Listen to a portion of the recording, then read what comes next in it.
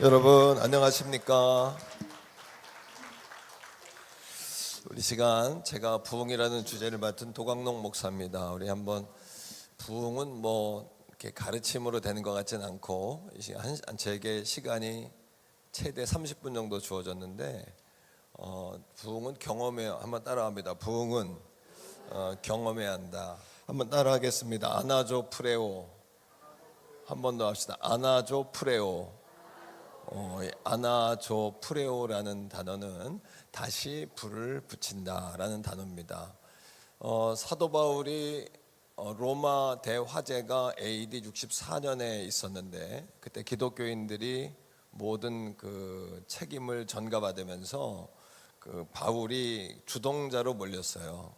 그래서 감옥에 들어가 있는 상태였는데 당시에 그 바울이 개척한 에베소 교회의 담임 목사님이 누구였냐면 디모데입니다. 바울의 영적인 아들인 디모데였는데 그 디모데의 나이가 35살이었어요. 35살이었는데 당시에 그 에베소 교회는 그 가장 큰 교회 가운데 하나였습니다. 대형 교회입니다, 사실. 그 대형 교회였는데 그 교회를 담임하는 그 디모데가 영적 아버지 바울은 감옥에 있었고 또 자신은 목회적인 굉장한 어려움 속에 있었어요. 세 가지 어려움인데 첫째는 그 에베소 지역의 상황이 아데미 여신을 숭배하는 그 우상을 숭배하는 사상이 굉장히 강했습니다. 그러니까 기독교를 굉장히 핍박하는 그런 외부적인 상황이었고 두 번째 내적인 도전이었는데 그 교회 안의 도전은 뭐였냐면 그 거짓 교사들이 들어와서 그 에베소 교회를 어지럽히는 거예요. 영지주의를 주장하고 영적인 구원은 이야기하지만 육적인 어떤 거룩함에 대해서는 그렇게 인정하지 않습니다. 왜냐하면 이 에베소라는 지역은 상업 지역인데 그 매춘이 가장 최초로 시작된 지역이 에베소입니다. 그러니까 그 사회적으로 굉장히 문란함이 있었고 기독교인들 안에도 혼합적인 종교 사상이 들어와 있었죠. 뭐 이 시대와 별반 다르지 않아요. 뭐 세월은 다르지만 과거나 현재나 기독교의 상황이 그렇게 녹록했던 적은 별로 없습니다. 또 복음이 잘 전파되어지는 상황이 이렇게 여유롭게 열린 경우는 별로 없어요. 세 번째 가장 큰 문제는 뭐였냐면 그 디모데가 그 가운데 두려움에 빠져 있었던 거예요. 담임 목사님이었던 디모데가 두려움에 빠져 있었던 겁니다. 헬라어로 데일리아라고 디모데 후서 1장은 이야기하는데 이 데일리아라는 그 단어의 해석은 뭐냐면 도망치고 싶은 마음이 있었던 거예요. 이 상황을 포기하고 도망치고 싶은. 왜냐하면 영적인 아버지는 감옥에 있고 또 자기를 도와줄 수 없는 상황이고 자신은 그런 어려움 속에 빠진 겁니다. 그러니까 두려움 속에. 그러니까 안 되고 상황이 안 되고 없고 힘들어서 마지막에 다 모든 것들을 다 내려놓고 도망치고 싶은 상황이었던 거죠. 아마 이 자리에 있는 선생님들 가운데 이 시대에 뭐 새로운 좋은 것이 있을까? 이런 마음으로 오신 분들도 있을 거예요. 그리고 이번에 교사대학 한번 가보고 교사대회를 통해서 도전을 받으면 내가 한번 열심을 내봐야지. 아니면 내가 그냥 상황 속에서 이게 가능할까? 뭐 이런 어려움들이 데일리아의 마음, 두려움의 마음이 있는 분들도 아마 있을 거라고 생각합니다. 그런데 그때 바울이 디모데를 책망하는 것이 아니라 또 디모데에게 우리는 보통 그렇게 침체에 있는 선생님들이나 그런 목회자들이나 신앙인들을 만나면 뭐라고 이야기해요? 한번 해보세요. 힘내세요. 좀 열심히 하세요. 새로운 프로그램을 좀 해보세요. 뭐 이렇게 이야기하지 않겠어요, 그죠? 우리 선생님, 우리 여기 태교원 교회, 저 태교원 교회 담임 목회자인데 우리 선생님들이 앞에 계시는데 아마 우리 선생님들도 그런 고민할 거예요. 열심히 하세요. 뭐 새로운 프로그램을 좀 도입해 보세요. 아니면 다른 교회를 좀 탐방해서 그 새로운 방향을 좀 모색해 보세요. 이런 아마 고민들을 할 겁니다. 근데 바울이 디모데에게 했던 권면은 뭐냐 하면 단순합니다. 뭐냐 하면 아나조프레오, 내가 너에게 안수함으로, 디모데후서 1장 6절인데 내 안에 있는 은사를 불릴 듯하게 하기를 원한다, 이렇게 이야기합니다. 이거 불이 일어난다라는 단어가 뭐냐면 아나조프레오예요. 근본에 우리 선생님들이 이 교사 대회를 참여하고 돌아가면서 어쩌면 마지막으로 잡아야 될 키워드가 있다면 한번 따라합시다. 불을 붙이자. 한 번 더요. 불을 붙이자. 사실 이 말씀은 제가 이제 교회를 개척한 지 23년 된 교회를 개척한 목사입니다.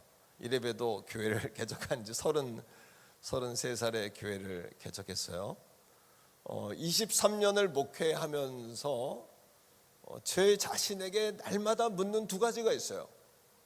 그 한 가지가 뭐냐 하면, 이 말씀은 우리 선생님들에게 하는 이야기가 아니라 사실은 저에게 했던 이야기입니다. 뭐냐 하면 제가 늘 하는 이야기가 뭐냐 하면, 교회를 잘 되게 하려고 하지 말자. 또 성도들을 잘 되도록 하는 것이 중요하지만 그것보다 더 중요한 게 있다. 뭐냐 하면, 목회자인 너 자신을 먼저 목회해라, 이거거든요. 오늘 이 말씀은 어쩌면 우리 선생님들이 힘내세요, 좋은 길이 있을 거예요, 이거 잘 가지고 가면 교회 가서 목회가 잘 교사 사역이 잘 될 겁니다. 어쩌면 교사 선생님들도 목회자나 마찬가지죠. 반 목회를 하고 그 영혼들을 책임지는 목회자 아닙니까?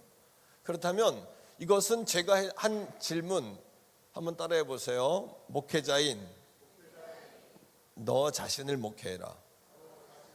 왜냐하면 목회자인 나 자신에게 불이 없으면 불을 전달할 수가 없는 거예요. 내가 불이 없는데 어떻게 불을 전달합니까? 내가 살아있지 않는데. 두 번째, 제가 늘 선포하는 이야기가 있어요. 저는 개척한 목사이기 때문에 23년을 목회했고 우리 선생님들 뒷자리에 있지만은 거의 우리 교회는 그냥 제 몸과 마음이 같이 녹아져서 그냥 어떻게 보면 주님화 되어야 하는데, 때로는 그냥 제 언어가 녹아져 있고 제 생각이 녹아져 있고 제 방법이 녹아져 있고 제 목회의 방향이 녹아져 있고 그런 상황이에요. 늘 제가 기억하는 게 뭐냐 하면, 두 번째는 나를 지우는 목회를 해야 된다. 나를 지워야 된다. 한번 해보세요. 나를 지우자. 이건 어떻게 보면 굉장히 혁명적인 이야기예요. 목회자인 목사가 나를 목회해야 된다라는 이야기를 교인들에게 하고, 두 번째 나를 지워야 된다는 이야기를 하는 것은 굉장히 혁명적인 이야기입니다. 보통 목사님들이 좋아하는 이야기는 아닙니다. 그러나 나를 지워야 된다는 이야기는 뭐냐 하면, 내가 하는 사역이 아니라 주님이 드러나야 된다. 예수가 증거돼야 된다. 예수가 높아져야 된다. 그리고 성령의 불이 전달돼야 된다 라는 그런 고백을 날마다 하는 거죠. 우리 선생님들 한 번 더 기억합시다. 한번 따라합니다. 교사인 내가 불이 붙어야 된다. 한 번 더. 교사인 나를 먼저, 우리가 교사라면 나를 먼저 목회하는 교사들이 되셔야 돼요. 한 번 더 선포합니다. 나를 먼저 목회하자. 한 번 더. 나를 목회하자. 아이들을 목회하려고 하지 말고, 오늘부터 우리 선생님들 마음속에 아이들을 가르치기 전에 내 안에 불이 있는가, 내 안에 말씀이 있는가, 내 영이 살아있는가, 내가 깨어있는가, 이걸 늘 점검해야 된다는 거예요. 어떻게 아이들에게 좋은 걸 줄까, 어떤 프로그램을 할까, 이번 주에도 행정적으로 무엇을 할까, 아이들을 신방할까, 다 좋아요. 그런데 아무리 노력하고 쏟아부어도 우리 지금까지 다 해봤잖아요. 지금까지 우리 해본 게 뭡니까? 이렇게 해야 된다, 그런 일을 더 해야 된다, 더 열심히 해야 된다, 더 노력해보자, 더 무언가를 하자. 하지만 결과적으로 뭐예요? 결과가 맺혀지지 않고 지칠 뿐이죠.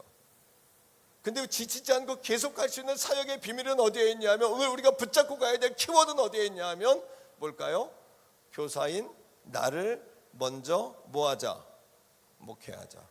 여러분들이 반 목회 교사들 아니에요? 한 번 더 선포합니다. 교사인 나를 먼저 목회하자.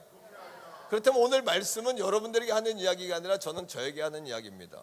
그럼 내 안에 어떻게 불을 계속해서 안아줘 프레요. 다시 불을 붙인다.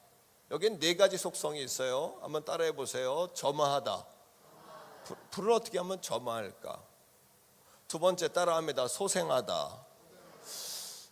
불이 없는 게 아니에요. 이미 불이 있어요. 바울이 디모데에게 내가 내게 안수함으로 내 안에는 은사를 불과 같이 일어나게 한다는 이야기는 내가 불을 받아야 된다는 이야기가 내 안에 이미 성령의 불이 있는데 내 안에 성령의 불이 내 안에는 두려움 때문에 꺼지고 있단 말이야. 그러니까 내가 너에게 다시 안수함으로 내게 은사를 불과 같이 일어나게 하기를 원해. 그리고 내 안에 다시 생각하게 하노니 하나님이 주시는 마음은 두려움이 아니란 말이야. 능력과 사랑과 절제란 말이야. 내가 감옥에 있는 것을 부끄러워하지 말고 복음과 함께 고난받기를 두려워하지 마. 이 얘기거든요. 이 얘기는 뭐냐면 이미 내 안에 불이 있는 거예요. 오늘 선생님들 안에 불이 있어요. 불이 있으니까 이 자리에 왔을 거예요. 아멘이죠? 불이 있으니까 교사로서 사명의 길을 가고 있을 거예요. 아멘입니까? 여러분 다시 더 좋은 교사가 되기를 원하시죠? 우리 전도사님들, 여기 목사님들 더 좋은 사역의 열매를 맺기를 원하시죠? 그렇다면 여러분이 어떻게 하면 우리 안에 안아줘 프레의 역사를 이룰 수 있냔 말이에요. 이게 오늘의 우리의 숙제입니다. 어떻게 하면요? 어떻게 하면 내 안에 불을 지피냐는 거예요. 이 안아줘 프레요는 점하다, 또 소생시키다, 세 번째 따라합니다. 지속하다. 지속성의 의미가 있어요. 어떻게 불을 계속해서 내 안에 꺼뜨리지 않고 붙여가냐는 거예요. 네 번째는 뭐냐 하면 한번 따라합니다. 확장하다. 불을 점화하고요. 다시 불 꺼진 불을 잠자고 있는 불을 소생시키고요. 다시 내 안에 있는 불을 지속화하고요. 내 안에 있는 불을 확장시켜서 어떻게 하면 여러분 이 불을 붙여갈 수 있냔 말이에요. 첫 번째 우리가 기억해야 될 중요한 메시지가 있어요. 그건 뭐냐면 처음 사랑을 기억하는 거예요. 오늘 바울이 디모데에게 디모데후서 1장 5절 말씀 가운데 이렇게 이야기합니다. 내가 내 안에는 거짓이 없는 믿음을 생각한다. 그런데 이 믿음은 너희 외할머니 로이스와 내 어머니 유니게 그리고 너에게도 있음을 내가 확신한다. 처음 사랑을 기억하는 겁니다. 한번 따라합니다. 처음 사랑을 기억하자. 처음 사랑을 기억하자. 여러분 오늘 여기까지 우리가 어떻게 왔냐는 거예요. 처음 사랑을. 저는 늘 사역을 할 때마다 제 사역에 좋은 긍정적인 영향을 준 두 사람을 떠올려요. 한 사람은 누구냐 하면 어린이 교회학교 때 저를 가르쳤던 정은숙 선생님이에요. 이 정은숙 선생님은 아주 개구장이었던 저를요 쫓아다니면서 예수님에 대해서 늘 아주 그냥 할머니처럼 잔소리를 하셨던 분이에요. 근데 그분이 전했던 예수님에 대한 이야기는 하나도 기억 안 나요. 근데 뭐가 기억나냐면 나를 붙잡고 열변을 토하는데 그 선생님의 입에서 튀었던 파편, 침. 과거에는 위생 상태가 별로 안 좋았어요. 그래서 이 입에서 그 침이 아니라 뭐라 그래요? 예? 침이 아니라 거의 밥풀과 같은 그런 것들이 튀어나와요. 저는 늘 사역을 할 때 그게 생각나요. 나를 지치게 할 때 그 선생님이 전해주었던 예수 그리스도의 복음이 아니라 그 선생님의 열정이 생각나는 거예요. 뛰어다니는 나를 붙잡아 놓고 열변을 토하며 말씀하셨던 그 선생님의 뭐가? 입에서 튀어나온 침이 생각나는 거예요. 침이. 두 번째, 제가 사역에 지칠 때마다 생각나는 분이 있어요. 두 번째는 김영숙 선생님이에요. 그분이 이 자리에 혹시 계실 리는 없겠습니다만 김영숙 선생님. 자, 이 선생님은요 처녀였는데 노처녀였어요. 사모님이 되고 싶어서 하늘상 기도원도 가고 옷 살리 기도원도 가는데 하나님이 허락을 안 하셨어. 마침내는 나이가 한참 들어서 그냥 시집을 가셨어요. 참 사모님이 되고 싶은 열망을 가지고 있던 선생님이었어요. 제가 중학교 시절에 교회를 6개월을 안 나갔습니다. 교회에 어려움이 있어가지고 가정적인 어려움이 있어서 가정에서 예배를 드렸어요. 그런데요 6개월 동안 한 주도 빼먹지 않고 저를 찾아왔어요. 그리고 저를 붙잡고 예배를 드려주셨어요. 긴 예배는 아니었어요. 이번 주에 전도사님이 전했던 말씀을 읽어주셨고 거기에서 선생님이 은혜 받은 걸 내게 전해주셨어요. 그리고 저를 붙잡고 기도해 주셨어요. 6개월 동안 저를 찾아오면서 전했던 메시지는 하나도 기억이 안 나요. 근데 뭐가 기억나냐 하면 지겹도록 저를 찾아왔던 게 기억나요. 그리고 그 선생님이 나를 붙잡고, 나는 그 선생님이 왜 우는지 모르겠는데 나를 붙잡고 울었던 거, 나를 붙잡고 울었던 거, 그냥 울었던 거예요. 저는 지금도 목회하면서 내 안에 불이 꺼질 때마다 그 처음 사랑을 기억해요. 나를 붙잡고, 개구장이었던 나를 끝까지 따라다니고 붙잡고, 내 얼굴에다가 정말 30cm도 떨어지지 않는 얼굴에다가 나를 붙잡고, 얼마나 개구장이었으면 나를 붙잡아 놓고 그냥 열심히 열변을 토하는 그 선생님의 침. 어느 날 이것이 기도하는 가운데 떠오르는데 눈물이 나는 거예요. 하나님의 사랑인 것이었어요. 이 침이 예수님의 피와 같이 느껴졌어요. 그 침이 예수님의 눈물처럼 느껴졌어요. 6개월 동안 내가 교회를 나가지 않았을 때 나를 찾아왔던 그 김영수 선생님, 그 선생님이 너무 지겹게 저를, 정말 여러분, 어떤 시에는 예수님을 자신을 끊임없이 따라오는 사냥개라고 표현했어요. 예수님은 오늘도 먹잇감을 정하면 끝까지 추적하는 사냥개처럼 우리를 찾아오세요. 그 선생님이 나를 사냥개처럼 쫓아왔어요. 끝까지 찾아와서, 난 땅만 하나도 기억이 안 나요. 그 선생님이 읽었던 말씀도 기억 안 나고, 그 선생님이 예수님의 이야기도 생각하지 않으면 날 붙잡고 울었던 거, 날 붙잡고 울었던 거. 어느 날 기도하다 그 선생님이 떠올랐어요. 그것이 예수님의 사랑이었음을 알게 되었어요.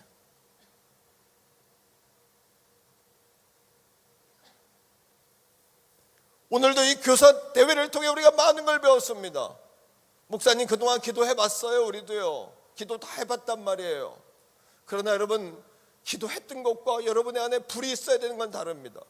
왜 우리 안에 불이 있어야 되냐면, 하나님께서 크로노스의 시간 가운데 어느 순간 그 아이에게 카이로스의 시간을 주시는 거예요. 바울이 예수님을 만났던 그 타이밍, 베드로가 예수님을 만났던 그 타이밍, 그 타이밍에 선생님들이 불로 무장되어 있지 않으면 그 타이밍, 그 순간, 별의 순간을 잡을 수 없기 때문이에요.